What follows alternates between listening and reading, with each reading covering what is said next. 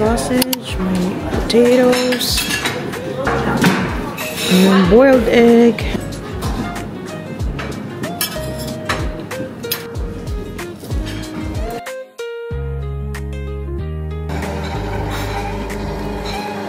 So, ang kinuha ko guys, croissant, mini pancake, potatoes. I don't know what this is. Ano ka? Chicken? I think this is chicken sausage or chicken burger. Then sausage, and then cold cuts. And then of course, hot chocolate.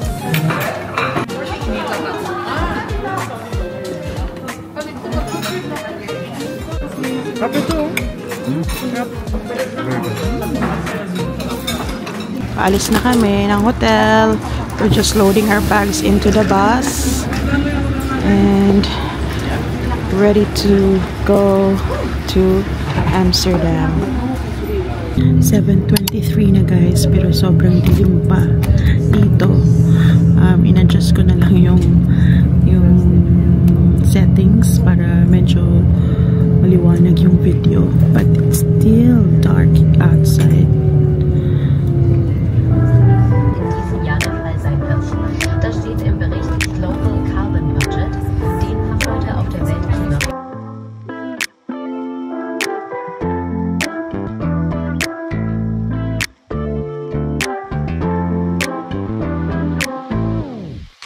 Hey guys, we are on a pit stop and grabe oh, look at the fog. I'm not sure what's the current temperature, pero malamig siya talaga. Pero okay lang, carry lang ng outfit ko ngayon. Toilet break muna kami. And here's my beautiful sister. And I'm super happy. Kasama ko na naman ulit siya mag-travel. Toilet break muna kami. So, kaano masasabi mo sa toilet dito sa Europe? Mga dongzay. Ha? Maganda naman ang toilet dito, no? Pero magbabayad ka ng 1 euro. Ano mo to sa Philippines? 62 pesos. Pipiliin ko na lang yung 5 pesos ihi, tapos 10 tatai. Yun na yan, pipiliin ko talaga yun. Namumulubi na ako dito sa CR. Ang mahal, 62 pesos. Ilan lang, magkano na nagastos mo? Magkano na nagastos mo sa toilet? Nasa 300 na. Nag-toilet lang ako. Hulubi na ako dito sa Europe dahil sa toilet. Ano na lang, piliin mo na lang yung tabo sa Pilipinas. Yun na lang kahit masungit yung tagabantay doon. Okay, and 1, and 2, and 3 Kalop Asphalt finishes. Here you are. Welcome to Netherlands. So normally if you see on a borders we have a signs, okay? So they are in a blue, it's the lots of stars in a ring, and in the middle written the country's name. Why the blue and golden stars around? European Union. The name of the country sometimes be confusing, okay? Some people say, I'm going to Holland. You know, sometimes Holland comes up a bit more than the Netherlands itself, okay? And then people speak what language? Dutch, okay. People say I'm a Dutch person who lives in Netherlands or lives in Holland. So it's a little bit like, what is going on? How many countries or how many languages of what are we talking about, okay? So the country, guys, yes, it's called Netherlands, okay, Netherlands. But when we refer to Holland, we refer to 2 regions of the country, North and South Holland, okay? So guys, nandito na kami sa Netherlands and until now, foggy pa rin sa labas. Time check is 10:41 in the morning. Ang current temperature outside is 8 degrees. Palapit na kami ng palapit sa driver guys. By the time na dumating kami sa Switzerland, andun na ako sa harap. And I'm excited for that. Kasi nasa front row seat ka. Makikita mo yung napakagandang views daw ng Switzerland.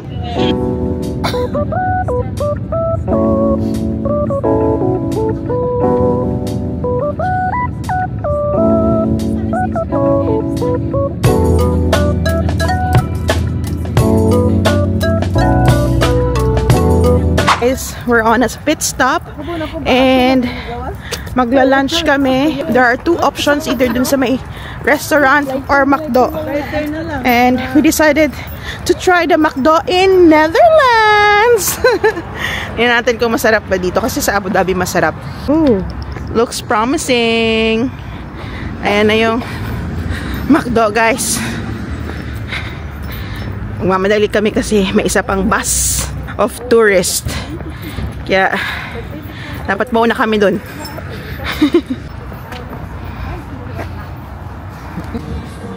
Ito na lang.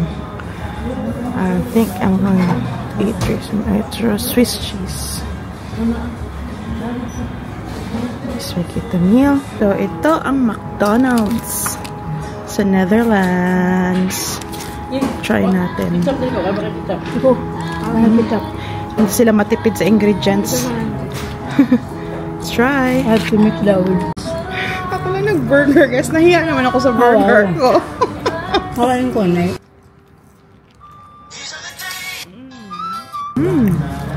Okay na, dessert? Dessert? Gamitin natin yung ketchup kasi may bayad to. 80 euros. 80 cents.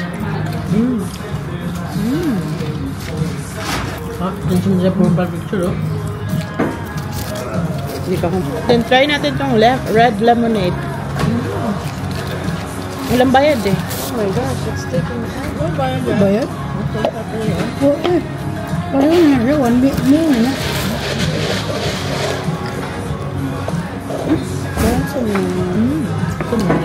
Yummy. Kung masasabi mo sa McDo dito sa Netherlands? Ano siya? Bland lang siya gamay, but ang ilang mga ingredients are very fresh. Yes, it's fresh. Clean yung taste niya, hindi siya greasy. Unlike other McDonald's.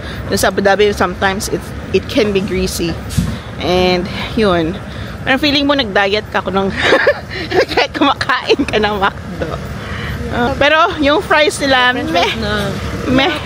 Mas masarap pa yung French fries sa Pinas at sa Abu Dhabi.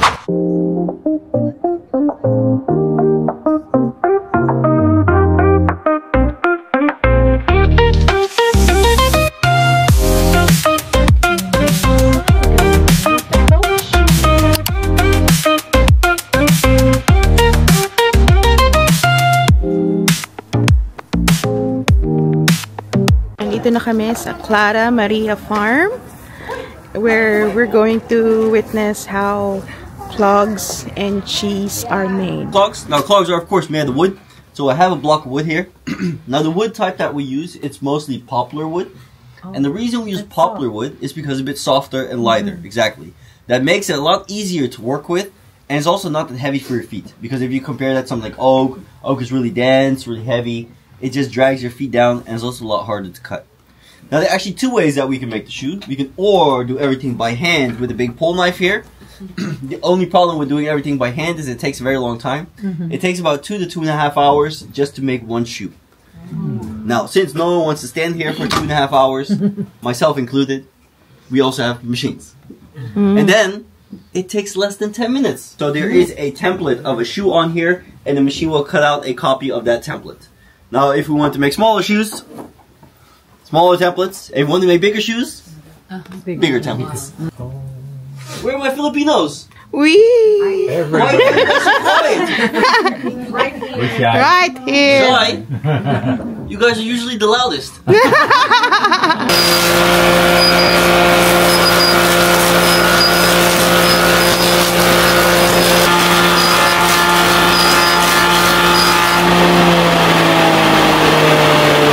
Okay, so here we have something that looks like the shoe. But this is only, of course, the outside. Now then we also have to do the inside.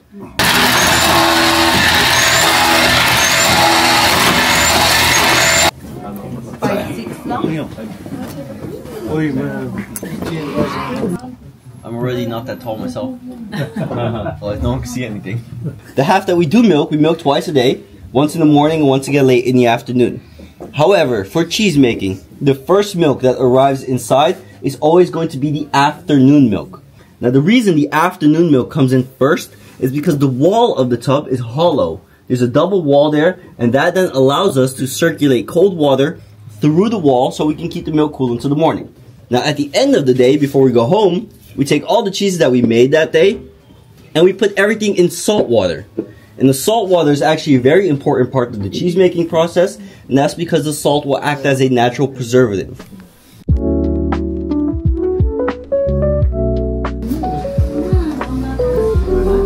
Amoy cheese, amoy milk. This is where the cheese are made.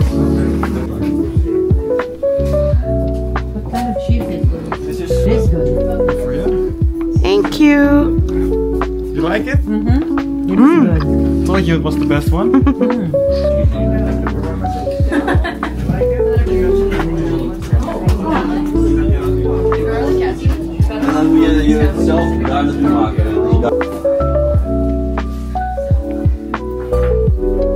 I learned something new. Yung ganun pala gumawa ng clogs and cheese. Yung cheese, as in, grabe yung process ng paggawa ng homemade cheese. The pickpockets always there where the crowds are. Okay, so be careful when it comes to your personal belongings. So maybe whatever is important is better leave it on a coach.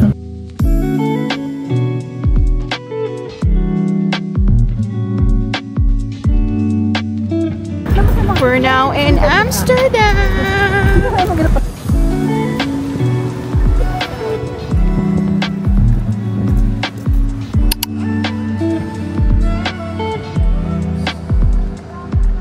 We're now here at the heart of Amsterdam, and they gave us until 4 p.m. to explore the city before we ride the cruise. Time check, it's 3:32 p.m. Sabi, parang gusto ko, lahat na lang ata gusto kong tirahan. But this is so beautiful. Tapos, yung mga tao dito nagbabike lang. Meron din naman mga cars, pero most Dutch prefer riding the bike.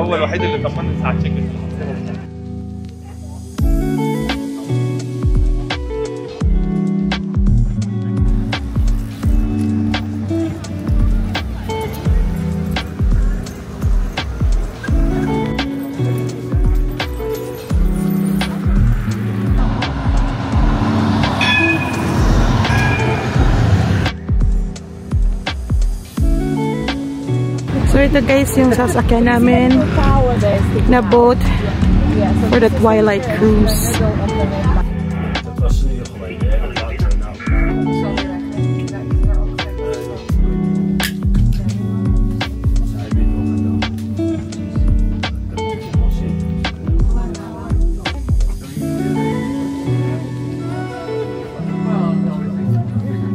The tower's white spire and clock were added a century later.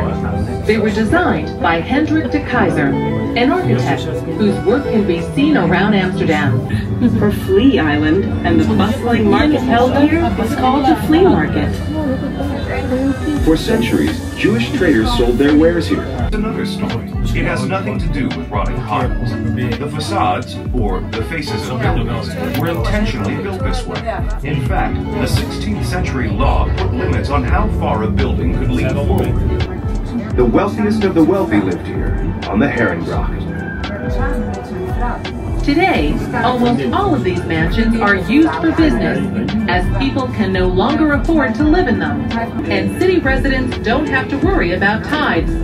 Instead, the locks are used to flush water through the canals, keeping them clean. So guys, katatapos lang ng cruise. If I will rate it, not that. Wala nga, may mga bikes. May mga bikes. You have to watch out for the bikes here, guys. Marami kasing bikes dito. Anyway, yun nga. Katatapos lang namin mag-cruise. Naboringan ako sa cruise. Inantok ako dun. But, beautiful yung scenery. Yun lang masasabi ko.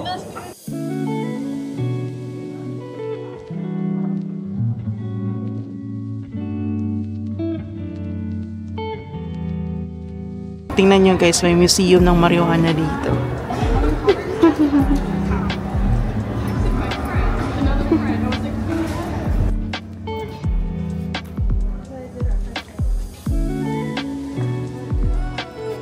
Museum na naman ng marijuana. Grabe talaga dito, guys. Cookies with cannabis. Guys, galing kami ng red light district. Alam niyo yun, nakakaawa tingnan yung mga babae. Ang nangyayari is tatayo sila sa parang window. Ang tawag sa kanila sex window worker. And then di-display nila yung katawan nila. Tapos kung sinong may gusto, papasok sa kwarto nila. And then kung saan sila nakatayo, doon lang din sila. Alam niyo yun. And then yung may ganap. Ang lungkot nila tingnan. Alam mo yung they don't like their job but they have to because they have to earn the living. So yun ang dito ba, parang the bad side of Netherlands or Amsterdam for that matter. So ito ngayon balik na kami sa meeting point kasi we need to regroup for our dinner and then to go to our hotel din pala. And hindi na rin ako nag-video and picture kasi bawal. Of course, we have to respect their privacy din, no? And ayaw din natin magkaroon ng fine. So, pag nandito kayo, don't take pictures or video, okay? Ang cute ng dog! Hi!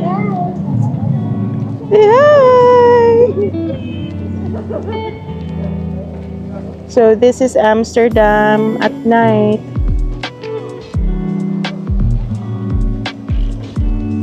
Halos lahat nagbabike talaga. This is their favorite mode of transportation. Kahit siguro naman ako na magbabike na lang din siguro ako. Diba? Healthy pa. Say, you can exercise on your way to work or to school or wherever. See that?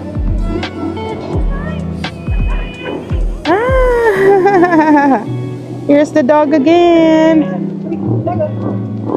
Hi, Chance! Hi, Chance!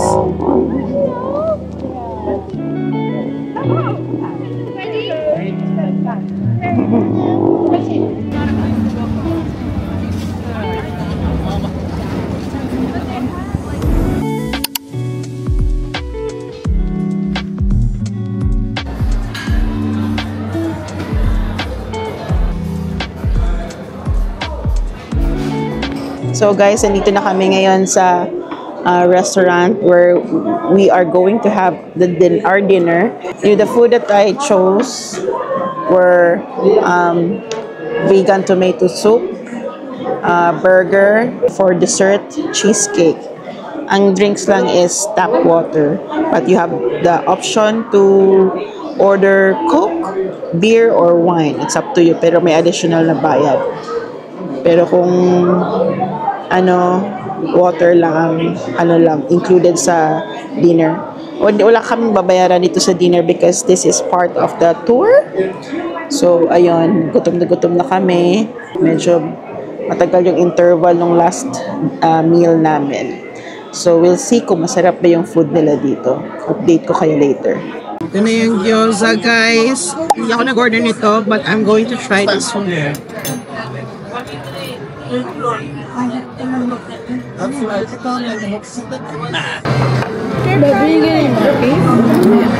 Ang sarap ng gyoza. Ito na yung soup, guys. Try natin. Parang may cheesy effect siya dyan.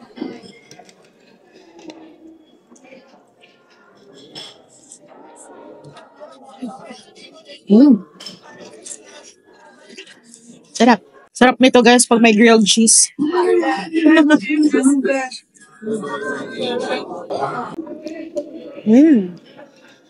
Perfect sa malamig na weather. And dito na yung burger, guys. Let's try. Grabe. Juicy, oh. Pero I'm kinda nagsisisi. Bakit itong in-order ko? Kasi nag-burger na ako kanina sa McDo, diba? So, Parang double burger tuloy ang nangyari.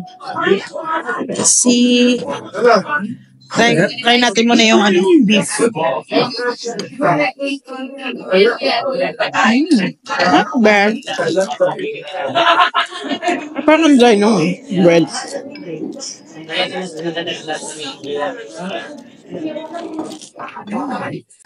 The bread is toasted. So it's more a mix of can't complain, this is tasty. Not bad. What's happening? Gotta eat it fast though. Eat it fast. I do it ready, yeah? Ano ba yung taste? Di ako marunong mag-describe. Sarap siya.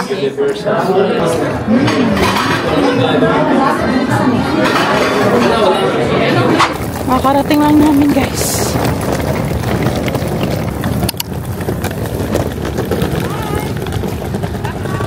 We're now at the hotel, guys. We just arrived.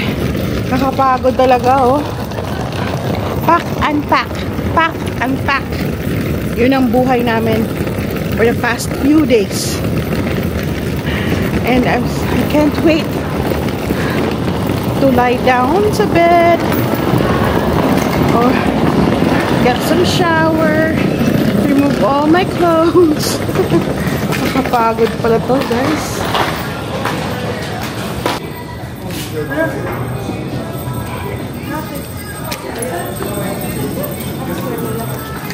$216.